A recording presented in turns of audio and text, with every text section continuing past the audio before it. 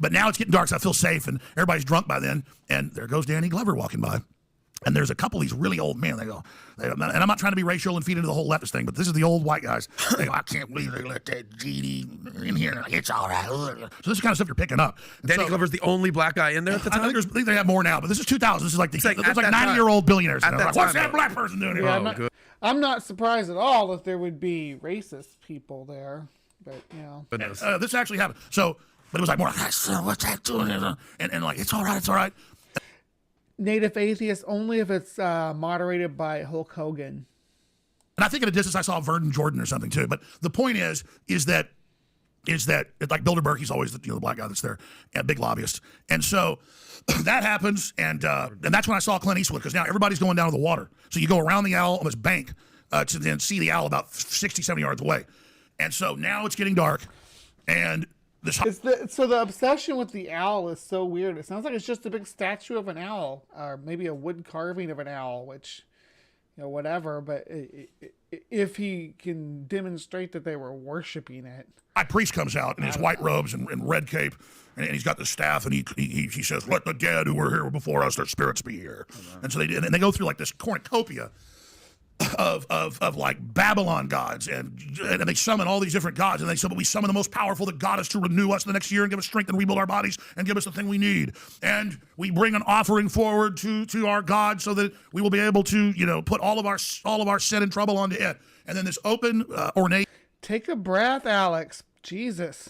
He just keeps talking and talking. Let's look here. So yeah, there's some theatrics going on, people with red robes.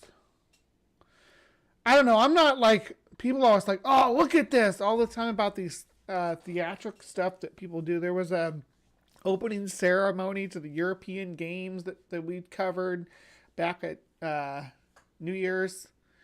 People just freaking out about performance art. It's really weird. I'd say like 18th century British carriage comes out with big glass sides with a coffin on it. Like a 5-year-old size coffin, like a 5-year-old child would be in, and they a bunch of priests, like with a whole bunch of guys with torches. I got all this on video. Come out, guys with torches in front of the people.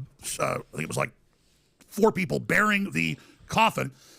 And they take the effigy of the child out and put it in front of it, and then they and later on it was the voice of Walter Cronkite. He did it like right before he died, and so it's like, "Begone, Duncan!" And it's like, "We forward defeat you now!" Yeah, screaming. It's on. Yeah. And then. It's like, please don't kill me, no, please. Like, yes, we're gonna kill you. And I'm sitting there going, see how red he's getting? He gets like all worked up about this stuff. It's wild. Like it's a play. They're not taking this serious. And I'm having to kind of stand up on the bottom of the redwood knobs because a lot of these guys are bigger than me. I'm only like 5'10", trying to get the camera over. So I'm kind of like up on the tree, and there's these guys that are looking at me, all these old men, and I'm sitting there, and I'm like, oh, and where's Clint Eastwood? I just saw him. Yeah. And these old men are sitting there just going, because like I'm a Christian, but you go to like a Holy Roller church, and it's great and it's wonderful, but they're like enraptured, and you're like, wow, these people were, but like in a satanic type deal. They were just going, and I'm like, calm down. It's a dinner theater, bro. And I'm like, hey, this is pretty cool. Oh my God. And I'm just like, and Mike was kind of, hey, how's it going? They're like, this is important. Oh my God. Like, and so you're like, well, they're dead serious. And this is the Karl Rove of 5 administrations now, of like 4 at the time. And David Gergen. 4 years later at the RNC in New York. Yeah. And I've got full credentials and stuff, and I'm waiting to go in and do more interviews on Radio Row. Oh, real quick, before we get to this, the guys, are they praying? Are they in the rapture? These devilish faces they're not that doing they're like making. People do at a Christian church. Yeah, where they're on the roller coaster. Yeah, well, I mean, they feel the Spirit of God. It's good to do that, and reach out to God. So this is they're standing there going like, they're possessed. Yeah, you snort the devil. You absorb God through your hands, like you got like like your hands are leaves absorbing sunlight for food. You can get God that way, but when it comes to the devil, you have to snort him mainline. Yeah, or you could shoot up the devil maybe. They're soaking it all in. By the way, where is this when you confront him? New York, Alex. What location? This is Madison Square Garden. Okay, let's see. The VIP entrance. Go ahead and play it, Rob. And that's the Bohemian Grove. And back in, what was it, '96 when you joined as a Clinton advisor. The Republicans were criticizing you. Oh, what about Bohemian Grove? And then you countered them by saying, "Hey, I don't run around in the woods naked." What did that mean? Here is the before-mentioned Washington Times article where he said, "I didn't run around naked like they do." I don't know what quote you're referring to. I'm not aware of any quote like that. Listen, I am a happy member of the Bohemian Grove. I like the folks who come there, and it's really inappropriate for me to talk about the group beyond that. Well, thank you. Have you been there for the ceremony with the cremation of care? Frankly, I don't think that's something I need to talk to you about. What is it?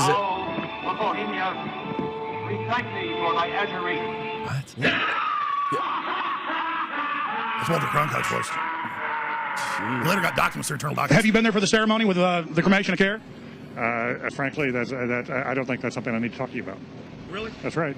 Well, I'm Alex Jones, and I snuck in there in 2000. I'm the guy that blew it wide open. Look how mad he Got gets. the video. It's been on national TV. Well, I disrespect you for that. You do? I do. Because they got mad. There's He a knew lot it of was. big public officials going in there. You Don't took- we deserve to know? You took an, I don't know anything about you, and I don't know anything about your film. But if you go in there with an understanding, you violated that understanding by releasing that film, and I don't respect you for that.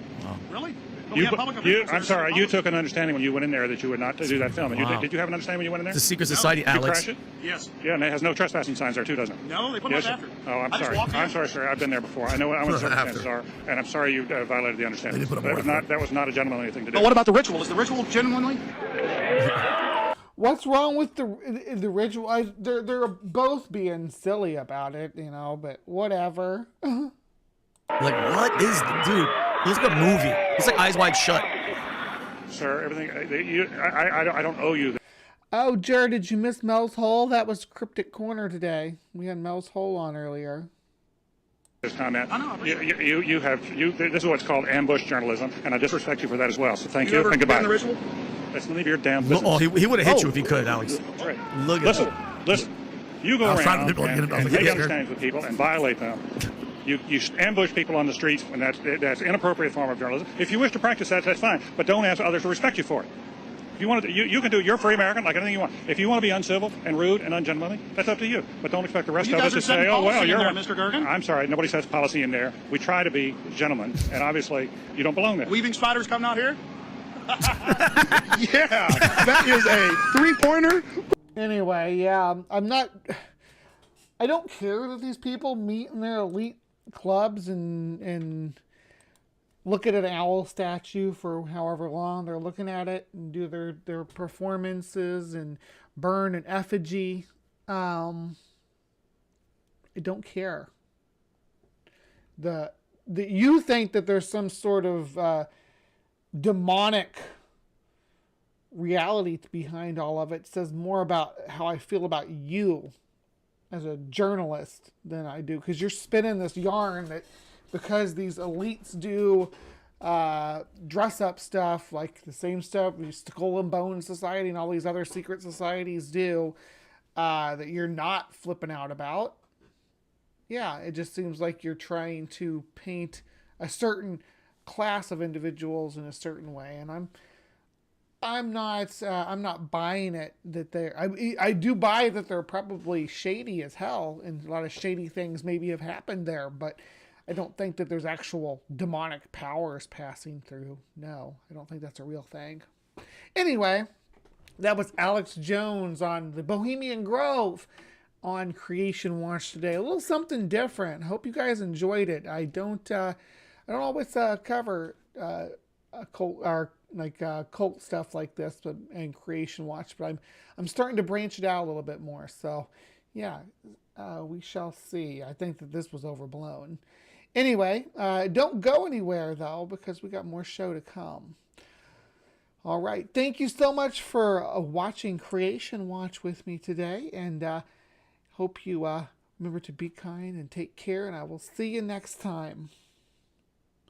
All right, now that live from the Hive audience, you lovely, beautiful people, please stick around with me as we move into some HiveScience, where we have Paleo Peak and some eco news.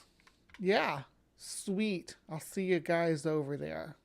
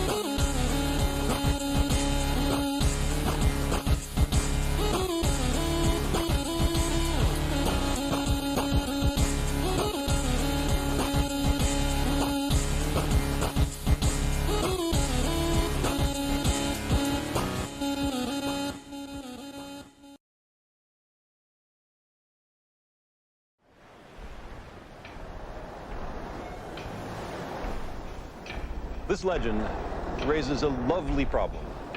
How does it come about that the face of a warrior is cut on the carapace of a Japanese crab? How could it be? The answer seems to be that humans made this face. But how? Like many other features, the patterns on the back or carapace of this crab are inherited. But among crabs, as among humans, there are many different hereditary lines. Now, suppose purely by chance, among the distant ancestors of this crab, there came to be one which looked just a little bit like a human face. Long before the battle, fishermen may have been reluctant to eat a crab with a human face. In throwing it back into the sea, they were setting into motion a process of selection. If you're a crab and your carapace is just ordinary, the humans are going to eat you. But if it looks a little bit like a face, they'll throw you back and you'll be able to have lots of nice little baby crabs that all look just like you. As many generations passed of crabs and fisher folk alike, the crabs with patterns that look most like a samurai face preferentially survived. Until eventually, there was produced not just a human face, not just a Japanese face, but the face of a samurai warrior. All this has nothing to do with what the crabs might want. Selection is imposed from the outside. The more you look like a samurai, the better your chances of survival. Eventually, there are a lot of crabs that look like samurai warriors.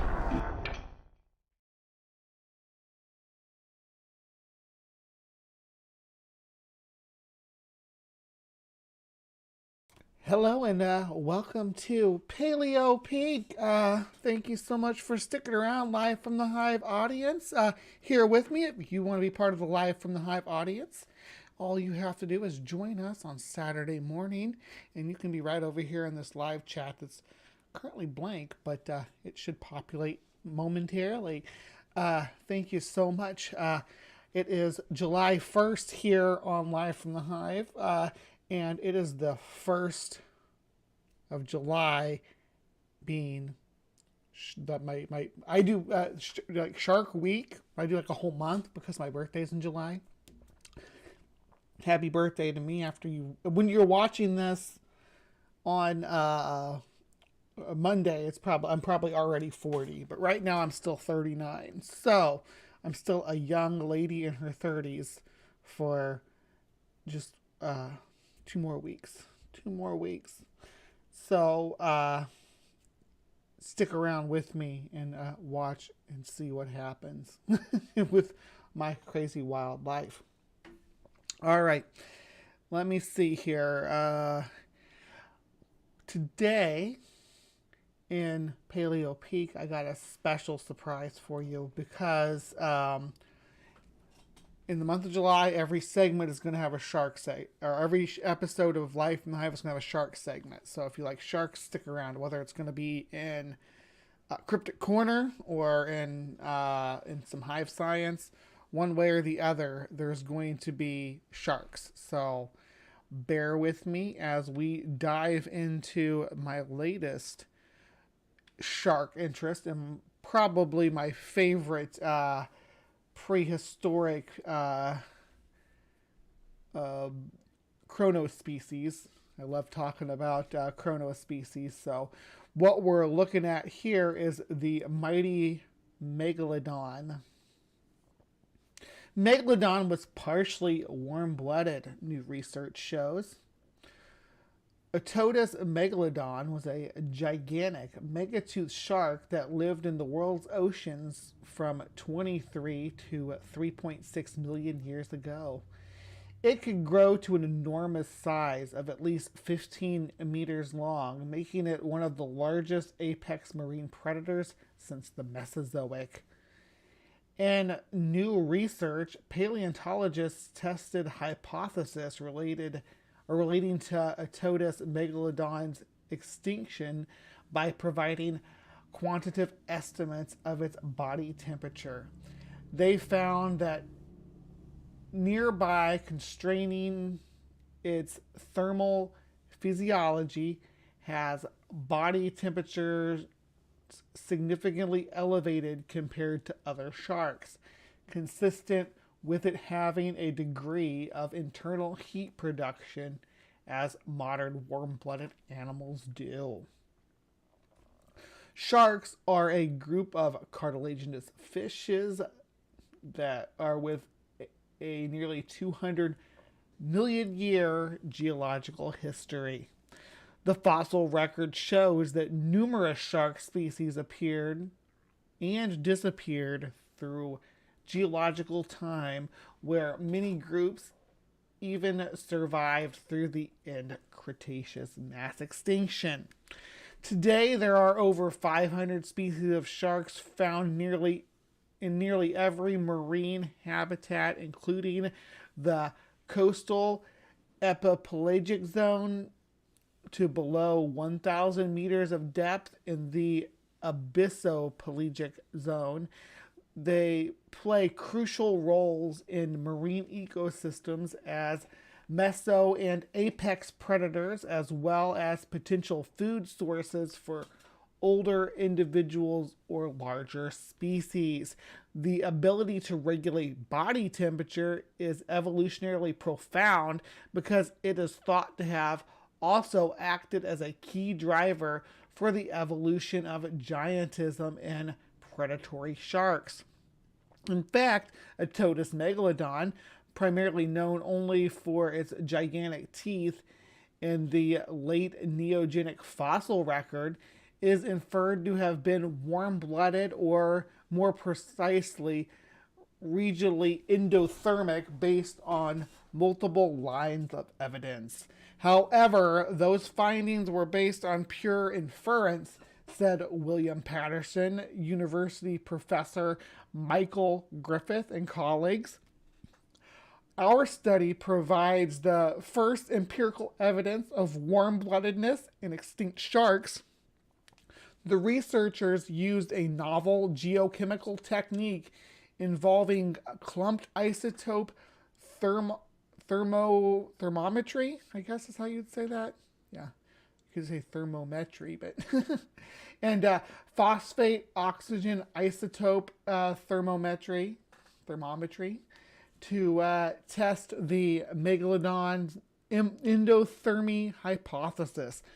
Studies using these methods have shown them to be particularly useful in inferring the thermophysiology of fossil vertebrates of unknown metabolic origins by compelling their body temperature with that of co-occurring fossils of known metabolism, Professor Griffith said. Clumped isotope thermometry is based on the thermodynamic preference for two or more heavier isotopes of a particular element, such as carbon-13 and oxygen-18, to form bonds in mineral lattice based on mineralization temperatures. The degree to which these isotopes bond or clump together can then reveal the temperature at which the mineral formed. Phosphate oxygen isotope I'm going to keep tripping over this word. Thermometry is based on the principle that the ratio of a stable oxygen isotope, oxygen-16 and oxygen-18, in phosphate minerals depends on the temperature of the body of water from which they formed. The study's authors found that Atotis megalodon had body temperatures significantly higher than sharks considered cold-blooded or ectothermic, consistent with the fossil sharks having a degree of internal heat production as modern warm-blooded animals do. Among the modern-day sharks with regional endothermy is a group that includes mako and great white sharks, with the previously reported average body temperature ranging from 22 to 26.6 degrees Celsius, which may be 10 to 21 degrees Celsius higher than the ambient ocean temperature. The study suggests that Ototus megalodon had an overall body temperature of about 27 degrees Celsius. Because Ototus megalodon went extinct around the time of extreme change in climates and sea level, which impacted the distribution of and type of prey, our new study sheds light on the vulnerability of large marine apex predators such as great white sharks to stressors such as climate change, Dr. Griffith said. A paper on the finding was published in the Proceedings of National Academy of Science. So that was some fun new information regarding the warm-bloodedness of our favorite fossil shark, Ototus megalodon, the giant predator of whales that we have covered multiple times before. And that was our shark segment for today on Live from the Hive. All right, so we're going to bounce right over to some eco news, so don't go anywhere, because we're not leaving the depths of the ocean, just popping right over to some eco news, and we're going to say why finding kelp in the Galapagos is like finding a polar bear in the Bahamas. This is from June 28th of 2023, so this is a recent article. This kelp forest in the Galapagos is made of an unknown kelp species and grows at a depth of 50 to 60 meters. All right. So when Salome Bugles was studying underwater mountains in the Galapagos, the marine scientist came across something she didn't expect. I see these tall green things just swaying from one side to the other, Salome recalls. I thought, is this some weird black coral that's just really flappy? She eventually realized it was a kelp forest thriving in the deep, tropical waters. Kelp usually grows in cooler waters, and like other seaweed, needs light to survive. To add to the mystery, this kelp was growing deeper than usual, farther away from the sun's rays. Salome had a ton of questions. How is it so deep? What is it doing on top of a seamount? And why haven't we seen it before? And eventually, is this a whole new species?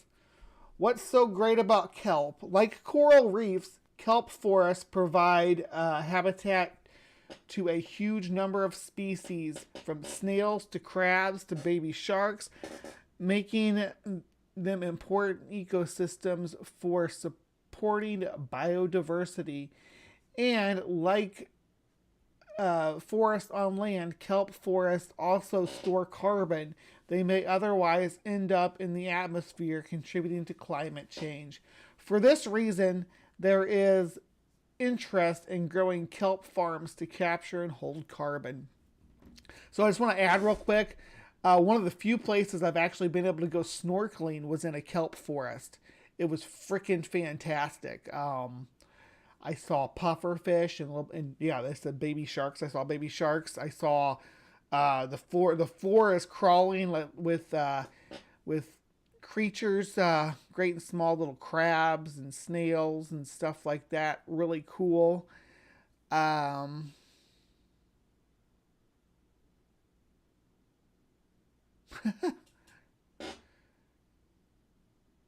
Bugless. It might be Bugless or Bugles. I'm not sure.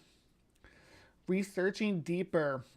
Salome used a remotely operated vehicle, or ROV, to study the kelp forest. She describes it as a drone that looks like a microwave on a long tether. She operates the ROV from the boat and visualized what it saw on the screen. Salome Bugless lowering the remote operated vehicle into the ocean. Yeah, there we are. Is this the lost kelp? Salome says researchers had found a patch of kelp in the Galapagos before, but it hadn't been seen since 2007. they thought it may have gone extinct. So when Salome made her discovery, she says she was like, holy moly, this is the lost kelp. We found it again, and it's been hiding in the deep. To study it up close, Salome recovered a sample of the kelp using a robotic arm connected to the ROV. To her surprise, it measured almost 2 meters in height, which she says was definitely the biggest seaweed ever recorded in Ecuador. Yep, they are collecting it. A new species. So, if it wasn't the lost kelp, what was it? Salome worked with a geneticist and confirmed there wasn't another matching kelp on record. There are other known kelp that may be a match. They just haven't been genetically sequenced. That will require another expedition. If it is a new species, Salome and her collaborators will get to name the kelp, but she doesn't have any idea yet. Usually, you either go with something that is that the creature inspires you to see, or something very visually obvious, and you take that Latin word of that. Salome says it's possible that these kelps are shrinking relics of a colder past that have died out as the tropics have warmed, but she thinks otherwise. My hypothesis is they're well-adapted, deep water dwelling kelp forest, and they're way more abundant than we thought. We just haven't looked. Yeah, so that's fantastic. Discovering new species. I played a video earlier of a lot of species that have gone extinct. It was all animals, of course, but it's nice when we get to find a new species, when we get to add to the list instead of strike through. Astrophysi sounds like a band of astronauts carbonating. Yeah. All right. So let me see. Let me look through the chat real quick and make sure I didn't miss any commentary.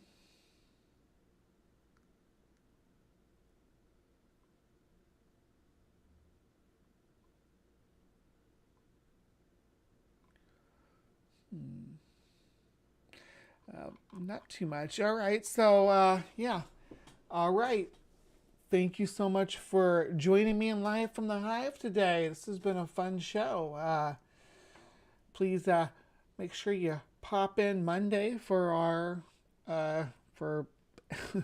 our HiveScience episode, and then Wednesday for Creation Watch, and Friday we have CryptoCorner. If you feel like being a sweetheart, just hit that like button down there. I see that maybe somebody hasn't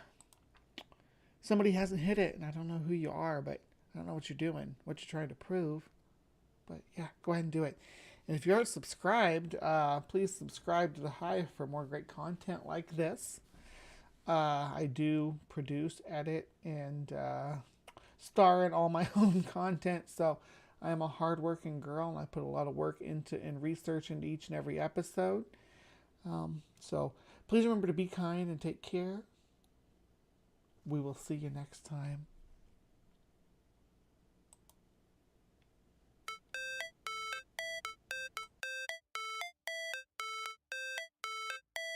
All it's supposed to feel.